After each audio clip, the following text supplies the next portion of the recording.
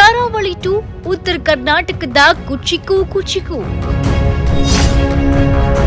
ಮುತ್ತು ಗುಲಾಬಿ ಒಳ್ಳೆಯ ಗೆಳೆಯ ಕಣ್ಣೀರು. ಹನುಮಂತನನ್ನ ಬುಟ್ಟಿಗೆ ಹಾಕಿಕೊಂಡ ಕಾಮಿಡಿ ಸ್ಟಾರ್. ಇವರಿಬ್ಬರ ಫ್ರೆಂಡ್ಶಿಪ್ ಮನೆ ಮಂದಿಗೆಲ್ಲ ಹೊಟ್ಟೆ ಕಿಚ್ಚು. ಕುಚಿಕು ಕುಚಿಕು ಕುಚಿಕು ಮೀನು ಚಡ್ಡಿ ದೋಸ್ತಿ ಕಣೋ ಕುಚಿಕು. ಕುಚಿಕು ಕುಚಿಕು ಕುಚಿಕು ನೀ ಚಡ್ಡಿ ದೋಸ್ತಿ ಕಣೋ ಕುಚಿಕು. ಈ ಹಾಡು ನೆನಪಾದ್ರೆ ನಮ್ಗೆ ಮೊದಲು ನೆನಪಾಗೋದು ಅಂಬಿ ಅಣ್ಣ ಹಾಗೆ ವಿಷ್ಣುದಾತ. ಆದ್ರೆ ಈಗ ಈ ಸಾಂಗ್ ನೆನಪಾದ್ರೆ ನಮ್ಗೆ ಮೊದಲು ನೆನಪಾಗುವುದು ಬಿಗ್ ಬಾಸ್ ಹಳ್ಳಿ ಹಾಯ್ದ ಹನುಮಂತ ಮತ್ತೆ ಕಾಮಿಡಿ ಸ್ಟಾರ್ ಧನರಾಜ್. ಹೌದು, ಹನುಮ ಬಿಗ್ ಮನೆಗೆ ಬಂದಾಗಿನಿಂದ ಮನೆಯಲ್ಲಿ ಫುಲ್ ಜೋಶ್ ಹೆಚ್ಚಾಗಿದೆ. ಅಷ್ಟೇ ಅಲ್ಲದೆ ಸಂಬಂಧದ ಮಹತ್ವ ತಿಳಿಸಿದೆ. ಫ್ರೆಂಡ್ಶಿಪ್. ಬಿಗ್ ಬಾಸ್ ಮನೆಯಲ್ಲಿ ನಿಷ್ಠೆಯಿಂದ ಆಟ ಆಡ್ತಿರೋದು ಹನುಮಂತ ಅಂದ್ರೆ ತಪ್ಪಾಗಲ್ಲ. ನನ್ನ ಸ್ನೇಹಿತ, ಮಾವ, ಪರಿಚಯ ಇದ್ಯಾವುದೂ ಹನುಮನ ಬಳಿ ನಡೆಯೋದಿಲ್ಲ. ಈ ಹನುಮಂತನೇ ಲಾಸ್ಟ್ ವೀಕ್ ಧನುನ ನಾಮಿನೇಟ್ ಮಾಡಿದ್ರು. ಅದಾದ್ಮೇಲೆ ಹನುಮಂತ ಯಾರನ್ನಾದ್ರೂ ಇಷ್ಟಪಟ್ರೆ ಅದು ಇಷ್ಟ ಆಗುತ್ತೆ ಅಷ್ಟೇ, ಬಟ್ ಪರವಾಗಿ ಬರೋದಿಲ್ಲ ನೋಡಿ.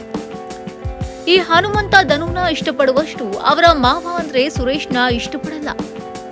ತಪ್ಪು ಅಂದ್ರೆ ಅದು ತಪ್ಪೆ. ಹನುಮಂತ ಮತ್ತು ಸುರೇಶ್ ಉತ್ತರ ಕರ್ನಾಟಕದವರೇ, ಆದ್ರೂ ಈತನಿಗೆ ಸುರೇಶ್ ಅಂದ್ರೆ ಹೆಚ್ಚು ಇಷ್ಟ ಆಗಲ್ಲ. ಬಟ್ ಧನು ಅಂದ್ರೆ ಪಂಚಪ್ರಾಣ. ಪ್ರತಿ ಸೀಸನ್ ನಲ್ಲೂ ಬಿಗ್ ಬಾಸ್ ಮನೆಗೆ ಕಾಮಿಡಿ ಕಲಾವಿದರು ಬರ್ತಾರೆ. ಈ ಬಾರಿ ಅದರ ಕೊರತೆ ಆಗಬಹುದೇನೋ ಅಂತ ಯೂಟ್ಯೂಬ್ ಮೂಲಕ ಖ್ಯಾತಿ ಪಡೆದಿದ್ದ ಧನರಾಜ್ ಅವರು ಬಿಗ್ ಬಾಸ್ ಕನ್ನಡ 11 ಶೋಗೆ ಬಂದಿದ್ರು. ಅವರು ಯಾರು ಅಷ್ಟೇನು ಕಾಮಿಡಿ ಮಾಡಿರಲಿಲ್ಲ.